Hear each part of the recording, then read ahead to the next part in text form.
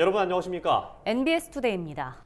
22대 국회가 지난 5월 30일로 개원한 지 1년이 됐습니다.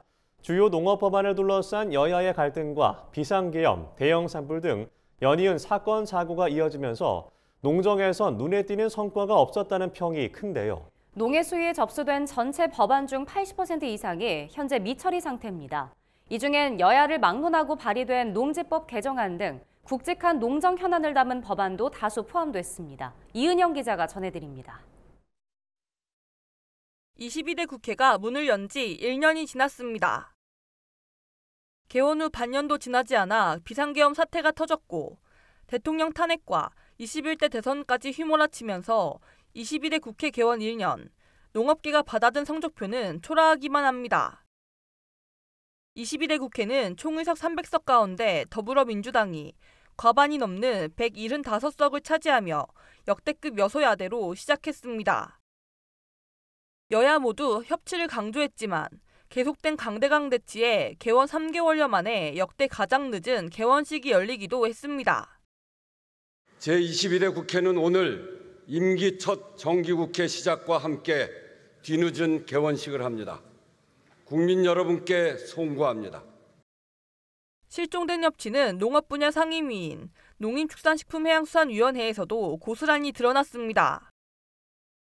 지난해 쌀값이 폭락하자 민주당이 제2요구권 행사로 무산됐던 양곡관리법 개정안 등 쟁점 법안 재추진에 나섰고 이에 국민의힘이 반대하면서 양당의 반목이 심화됐습니다. 양곡관리법 개정 등 제도적 개선 방안을 즉각 추진할 것이다.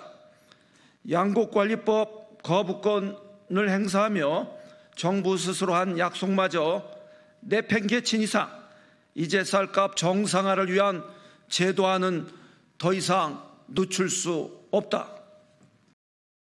이후엔 비상계엄 사태와 영남 지역 대형 산불 발생, 조기 대선 국면까지 이어지면서 국회가 농정 현안에 집중하긴 더 어려워졌습니다. 그 결과 5일 기준 전체 농해 수위 접수 법안 745건 가운데 처리되지 못한 법안이 606건으로 전체의 80%가 넘는 상황입니다. 물론 푸드테크 산업에 대한 지원 방안을 마련한 푸드테크 산업 육성에 관한 법률을 비롯해 농해 수위에 제출된 법안 중 80건이 통과된 성과도 있었지만 아쉽다는 평이 큽니다. 여야 의원 구분 없이 발의한 농지법 개정안과 공익직불제의 농해소득 기준 조정 등의 내용을 담은 농업농촌 공익직불법 개정안을 비롯해 주요 농업 법안이 미처리 상태에 머물러 있기 때문입니다.